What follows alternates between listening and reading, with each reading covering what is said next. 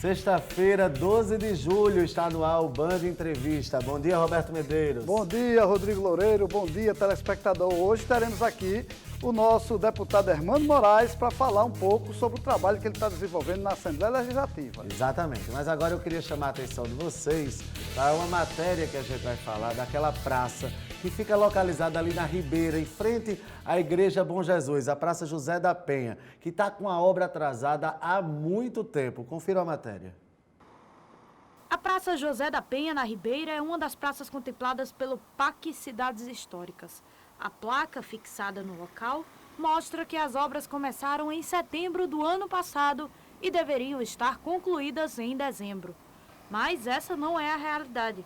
Isso porque, de acordo com o secretário estadual de Infraestrutura responsável pela condução das obras, existem repasses pendentes.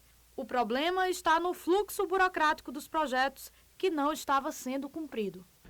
A legalização de cada uma dessas obras obedece o fluxo de CEMURB, IFAM e Caixa Econômica.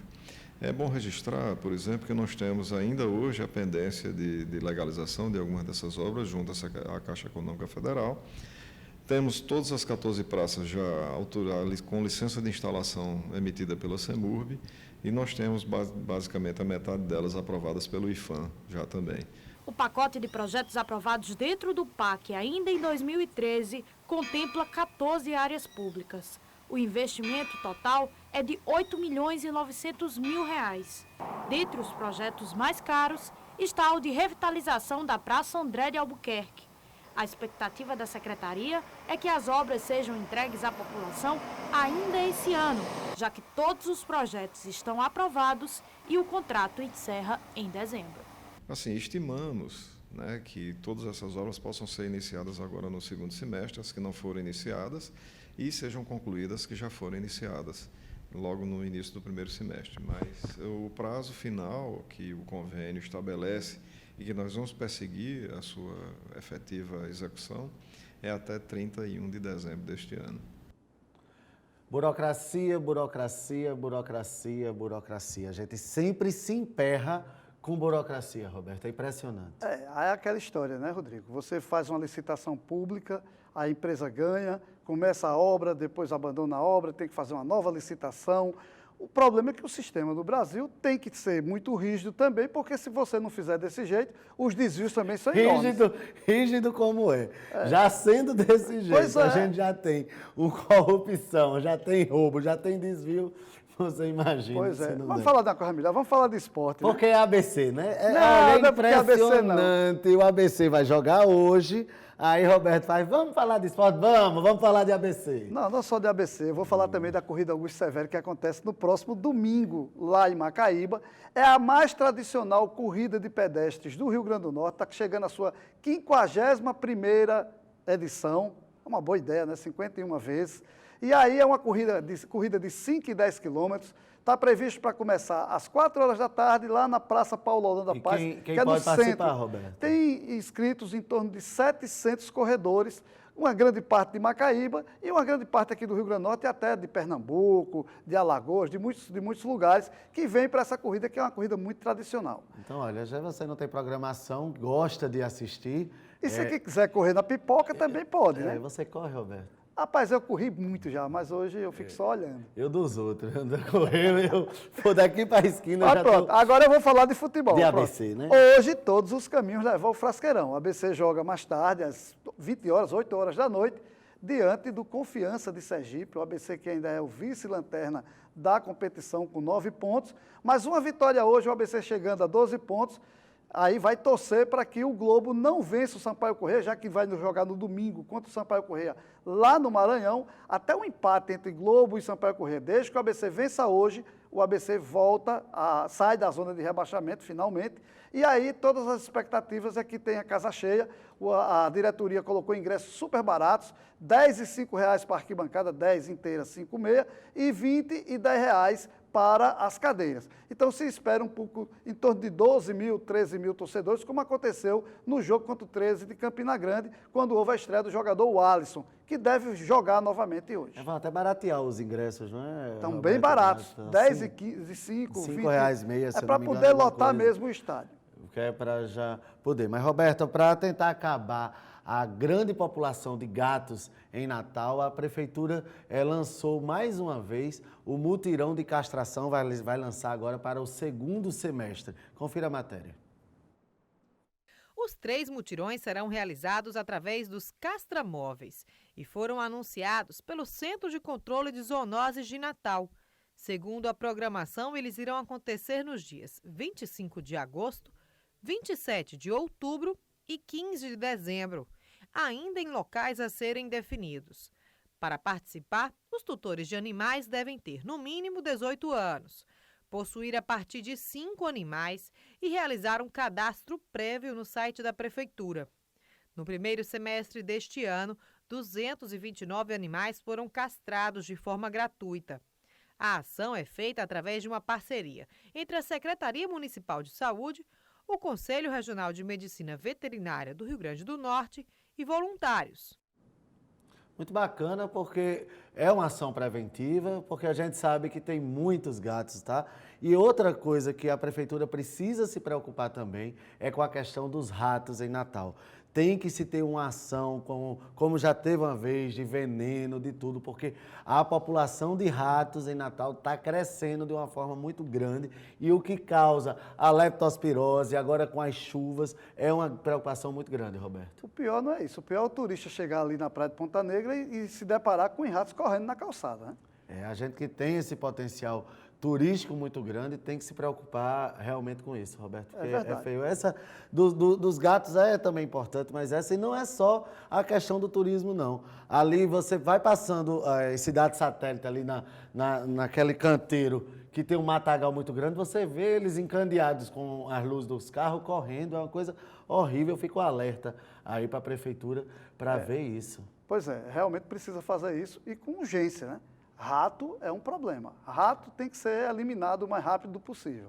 E olha, hoje no Solar Bela Vista acontece uma homenagem a Garaci dos Santos, um sambista lá das Rocas. Lá das Rocas, né? E a entrada custa R$10, né? Essa homenagem que vai acontecer lá no Solar Bela Vista. São vários cantores potiguares, vários sambistas que estarão lá, grupos tocando nesse evento.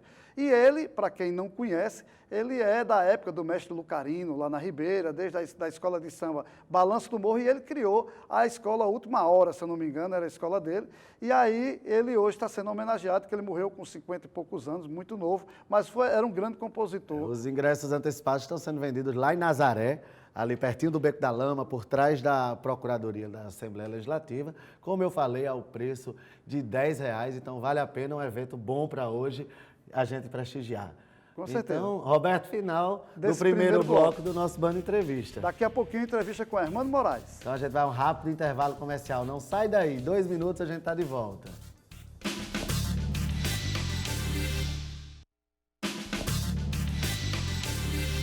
Estamos voltando com o nosso Band Entrevista e, como eu falei, recebendo aqui nos nossos estúdios o deputado estadual Hermano Moraes. Deputado, seja muito bem-vindo ao nosso programa.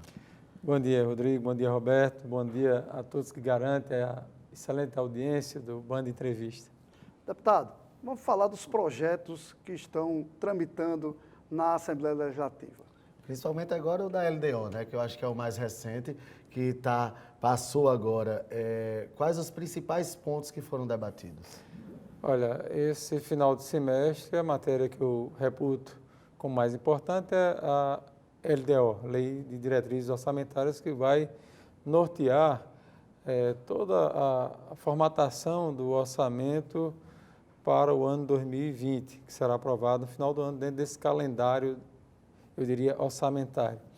Mas, juntamente com ele, outra matéria que diz respeito, que está entrelaçada com essa questão do orçamento, do controle financeiro, fiscal do Estado, é a matéria encaminhada pelo Poder Executivo que trata do teto dos gastos públicos. Então, o que nós verificamos na peça orçamentária, uma preocupação muito grande dos técnicos do governo em trazer para a realidade a situação do Estado. Por outro lado, essa medida também do teto dos gastos públicos para os próximos 8 anos, de 2020 a 2027, onde há uma limitação dos gastos, do aumento de despesas, baseado em 70% da despesa corrente, da receita corrente, melhor dizendo, ao passo em que o governo pretende, eu espero que tenha êxito, aumentar a receita do Estado buscando um equilíbrio fiscal e financeiro. Na minha opinião, o Estado nunca passou por uma situação tão difícil nesse aspecto. Então, eu diria que é uma crise sem precedentes que pode piorar se algumas outras medidas, além dessas, não forem tomadas. Nós temos aí um passivo grande, servidores em atraso, pelo menos 3 folhas ainda atrasadas, oriundas ainda de governos passados. Um esforço do governo para pagar em dia, né, aquilo que foi da sua competência, mas com a obrigação também de saldar aquilo que recebeu. Além disso, a incapacidade do Estado de pagar os seus fornecedores. Nós temos vários serviços já em dificuldade, eu diria que por falta até de pagamento de alguns fornecedores, nós poderemos ter nos próximos dias dificuldades ainda maiores na área de segurança, de saúde e até na área da educação, para ficar naquilo que é mais básico, mais premente e mais essencial. Então, a situação do Estado é muito grande, é muito difícil, né? A dificuldade é muito grande, mas a Assembleia está procurando ajudar no sentido de colaborar com os projetos que estão sendo encaminhados no sentido, como também recentemente, alguns projetos na área tributária, visando estimular o setor produtivo, porque nós temos que recuperar a atividade econômica do Estado que está estagnada. Deputado, o senhor é hoje um parlamentar de oposição ao governo do Sim. Estado.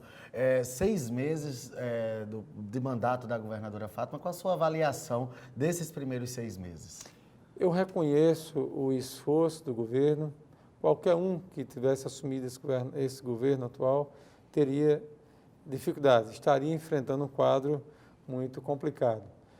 Algumas medidas foram tomadas, outras precisariam ser tomadas, no meu entendimento, e falando mesmo como deputado de oposição, mas preocupado honestamente com a situação do Estado, eu acredito que o governo poderia ter agido de forma mais forte nesse início, diante do quadro que é conhecido de todos.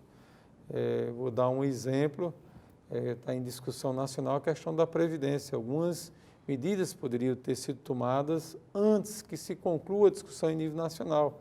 Nós temos aí um déficit mensal estimado de 130 milhões, ou seja, apesar de todo esse esforço da nota potiguar, desses incentivos, da busca da retomada do turismo, que é uma atividade econômica muito importante para o nosso Estado, uma outra atividade que nós, assim como a questão das passagens aéreas que nós discutimos, digo assim, por iniciativa do nosso mandato, essa crise instalada, né, com os preços absurdos das passagens, nós levamos também a discussão para o Estado, para a Assembleia, sobre a situação dos pecuaristas, quando há uma fuga de receita da ordem de 700 milhões ano. E nós discutimos com a NORC, com a Federação da Agricultura e da Pecuária.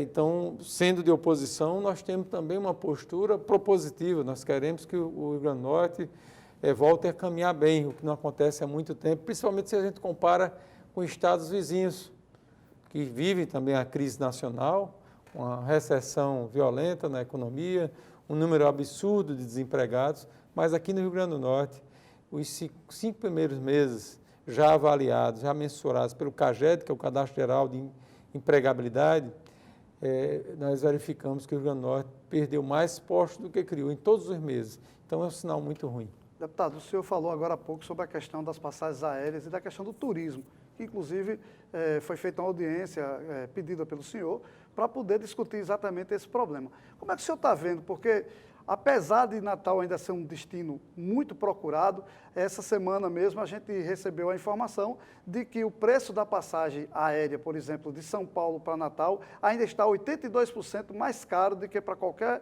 estado vizinho nosso. Como é que o senhor vê essa situação? Eu vejo com muita preocupação, porque a indústria é o segmento que mais gera empregos direto e indiretamente no Estado.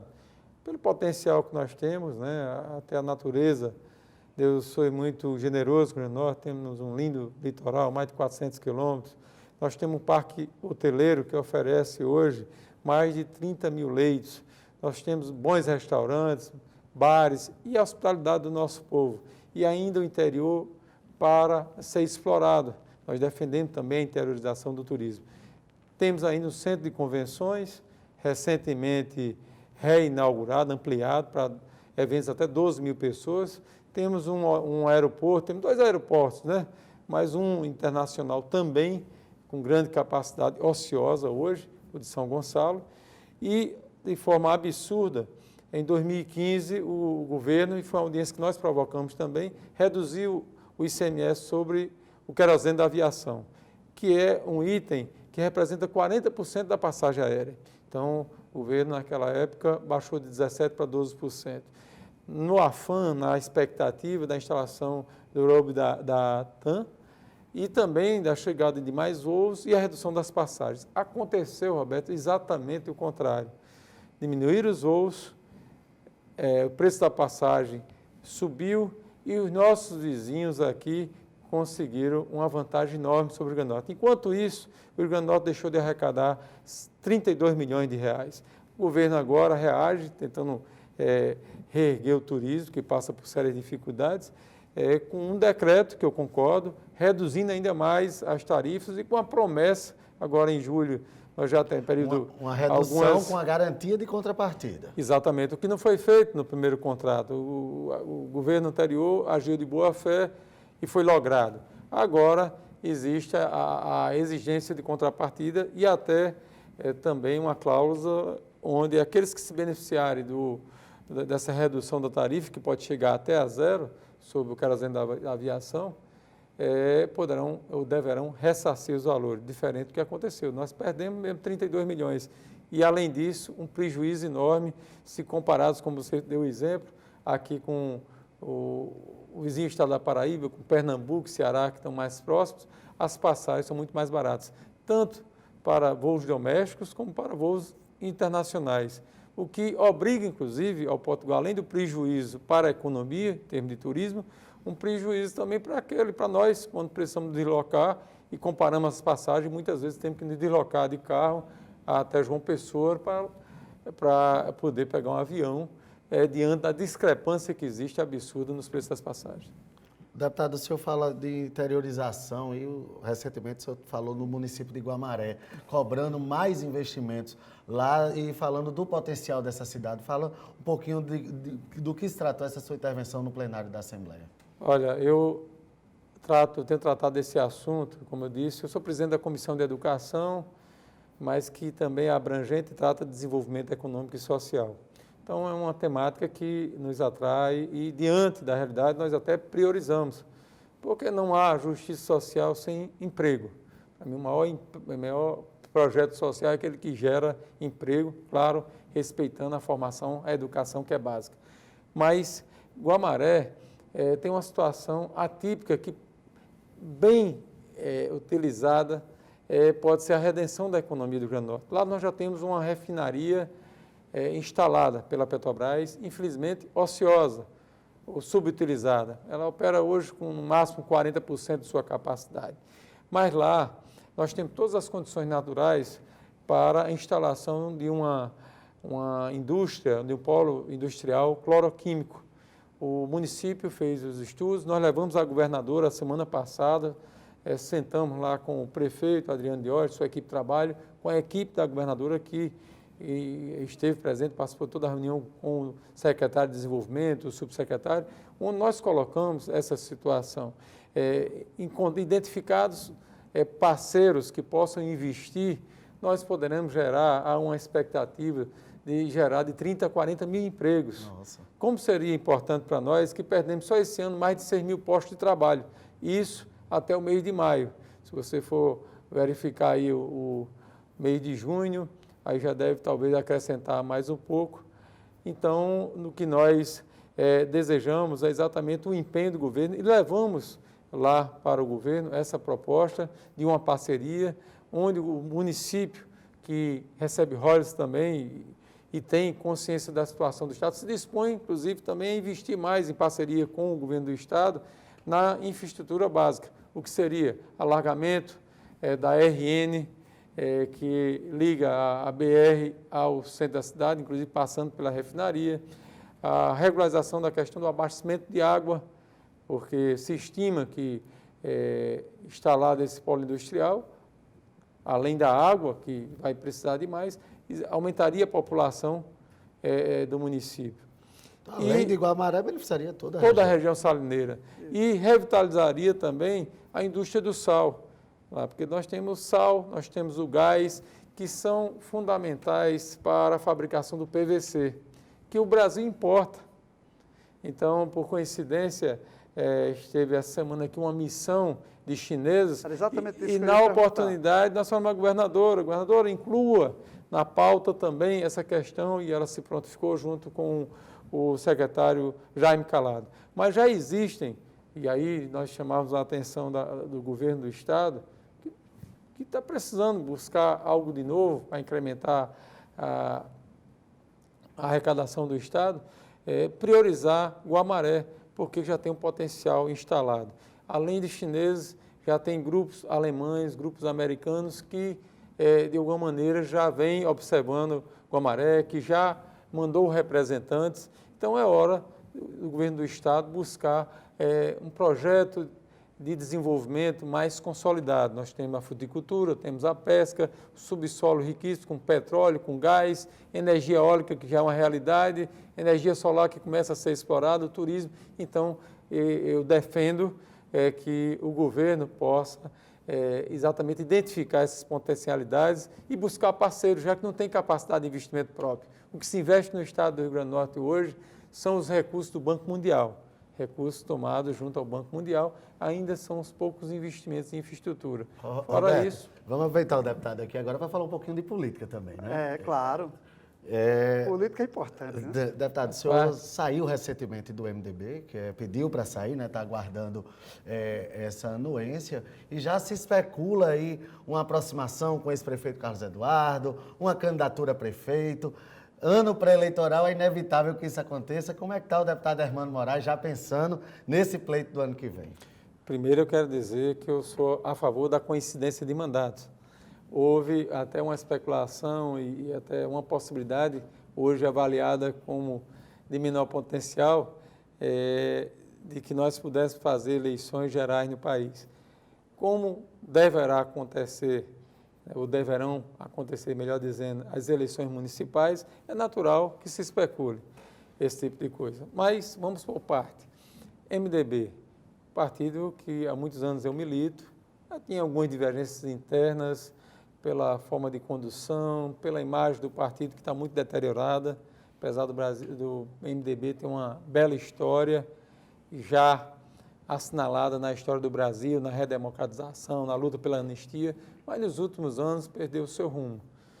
Então, nós vínhamos divergindo e ao ponto de termos um diálogo com a direção do partido, que já dura mais de 3 meses, no sentido de que nos fosse, e que nos seja, porque ainda não aconteceu, esperamos que aconteça nos próximos dias, nos dada a carta de anuência para que assim nós possamos, junto ao TRE, obter autorização e assim fazer uma nova filiação partidária.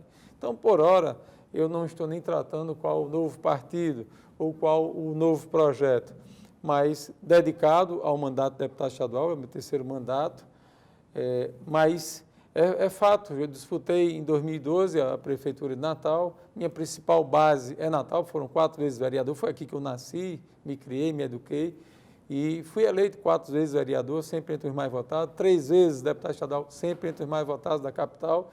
Então, eu fico até surpreso como as pessoas têm me sugerido isso. Então, vencida a primeira parte, que é a questão partidária, e depois vamos discutir com partidos e depois até avaliar a possibilidade de uma candidatura em 2020. Deputado, mas tudo bem, o senhor ainda não vai declinar o nome dos partidos que vai começar a negociar, natural, até porque ainda não saiu do MDB definitivamente. Mas existe possibilidade de voltar a um outro partido que você já pertenceu ou não? Tudo pode, a política é muito dinâmica, né? nós temos que avaliar todas as possibilidades. O que existe, né, se formos analisar a curto prazo, quer dizer, uma eleição municipal em Natal próximo ano, o MDB já tem a sua candidatura anunciada, inclusive pelos dirigentes, com bastante antecedência, ainda no início do ano, os dirigentes do PMDB, e eu quero acreditar também, as pessoas me perguntam, e o PMDB vai liberar? Eu acredito na palavra, não tem por que duvidar da palavra de um homem como o senador Garibaldi Filho, pessoa que muito admiro e que sempre votei. Seu filho também, deputado federal, Walter Alves, também. Então, os dois me garantiram, nós estamos no processo de entendimento interno para resolver essa questão, para que tudo possa ser resolvido da melhor maneira.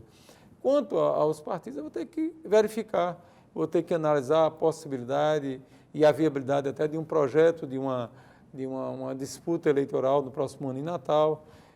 Você comentou também de uma reaproximação política com o ex-prefeito Carlos Eduardo. Ela existe porque nós tínhamos uma relação política próxima. Em 2012, nós disputamos uma eleição muito renhida, fomos ao segundo turno, ele foi o vencedor. Mas já em 2016 ele me procurou, eu o apoiei na sua reeleição. Em 2018 votei nele para governo do Estado, ele não teve êxito.